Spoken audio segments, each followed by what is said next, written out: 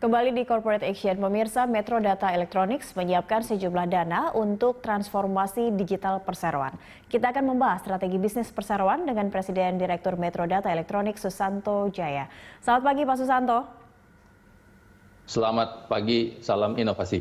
Salam inovasi, baik. Nah ini Pak Susanto, Anda menganggarkan belanja modal atau CAPEX sekitar 260 miliar untuk tahun ini.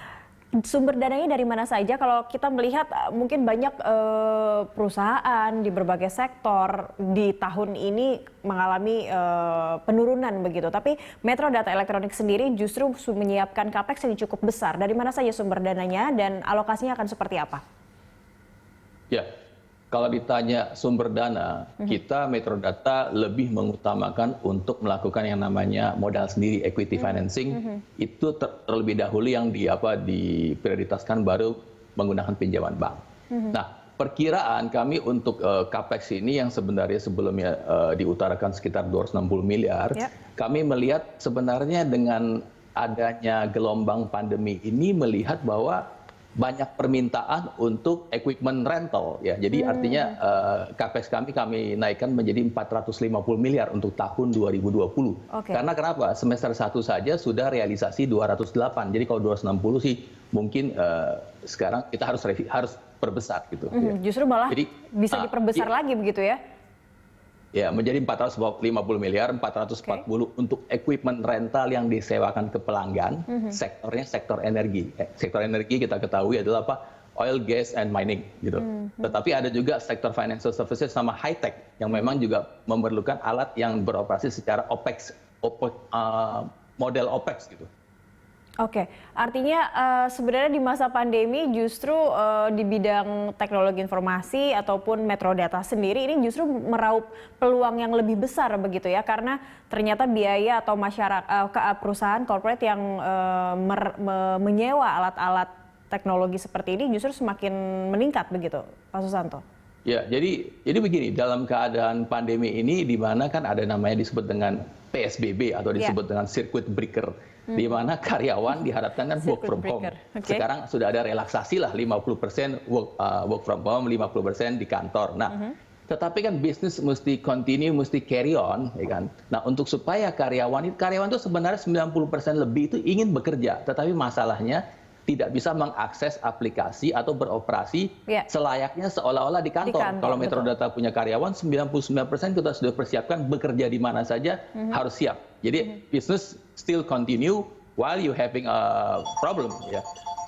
Oke, tapi kalau corporate sendiri cukup memanfaatkan tidak dari apa yang diberikan Metro Data begitu dibanding tadi Anda katakan mining, energi dan lainnya begitu, oil and gas. Corporate sendiri seperti apa? Karena nampaknya corporate atau dari industri ini juga yang lebih banyak work from home begitu, Pak. Ya. Jadi di era begini ya, memang kita mesti sadari bahwa dari permulaan akhir Maret, April, dan Mei itu terjadi suatu periode di mana ada terjadi suatu shock, ya, di mana banyak perusahaan sulit beroperasi karena memang dilarang beroperasi, ya kan, atau hanya beroperasi dengan sangat minimal, hanya dengan kapasitas mungkin karyawannya di bawah 5% gitu. Tetapi bisnis-bisnis inti seperti financial services, banking, seperti telecommunication, seperti utilities, itu kan harus beroperasi terus-menerus. Malah sebenarnya kalau saya bilang, hari ini mungkin Cakri kalau misalkan lihat, itu yang namanya akses internet banking dan mobile banking tuh bisa bertumbuh lebih dari 200% dari sebelumnya. Sebelumnya banking itu menghabiskan uang banyak untuk supaya masyarakat itu melakukan mobile banking, internet banking. Sekarang banyak tanpa yang diminta begitu security, ya? Banyak yang khawatir, susah mendingan datang ke teller saja langsung. Hari ini nggak perlu ke teller kan? Seperti hari ini, tahu nggak Cakri, kalau dahulu kita kalau transfer uang ke orang atau transfer bayar sesuatu, itu kan limit di mobile banking itu mungkin 25 juta, 50 juta. Sekarang bisa 1 miliar loh. Iya, dan harus menulis belangko dan harus datang ke bank. Ya, menulis belangko, diisi sama teller, kemudian prosesnya nunggu lagi, kemudian pakai protokol, mungkin ke bank itu 2 jam nggak kelar kan. Sedangkan kalau di rumah atau dimanapun, mobile banking within 5 minutes every transaction is done kan. Artinya celah inilah yang diisi oleh Metro Data Electronics untuk semakin menopang pertumbuhan teknologinya begitu khususnya di saat pandemi saat ini begitu ya Pak Susanto. Tapi Ya, kalau tadi jadi Anda hari katakan ini memang ada suatu keterpaksaan dari bisnis untuk tapi yang melakukan digital menguntungkan transformation tanpa harus berlama-lama mengkalkulasi return on investment setahun nggak kelar-kelar. Hari ini mungkin dalam waktu 1 minggu sudah harus karyawannya bisa beroperasi kan gitu. Customer tetap berjalan. Kalau nggak pindah customernya. Customer hari ini maunya everything is digital kan. Kalau yang tidak digital ya sudah ditinggal. Ditinggal pasti. Oke. Nah, untuk tadi Anda katakan sekarang jadi dinaikkan begitu CapEx-nya tidak lagi 260 miliar tapi sekitar 400 miliar lebih.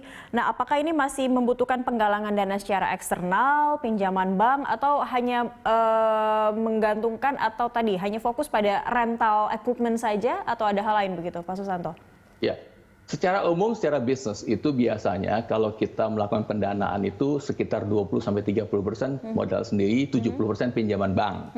Tetapi khusus tahun 2020 Metro Data mengadakan strategi 70% dilakukan dengan modal sendiri, 30% dari bank gitu. Karena kita ingin memaksimalisasi return daripada kita modal kepada seluruh stakeholders termasuk pemegang saham.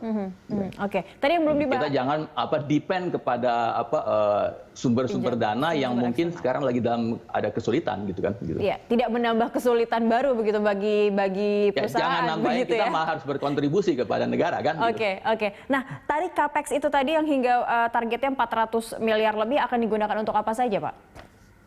Ya, sebenarnya dari 450 miliar itu, 440 itu adalah untuk rental equipment kepada sektor energi dan financial services termasuk dua sektor terbesar itulah, gitu. Termasuk high tech. Gitu.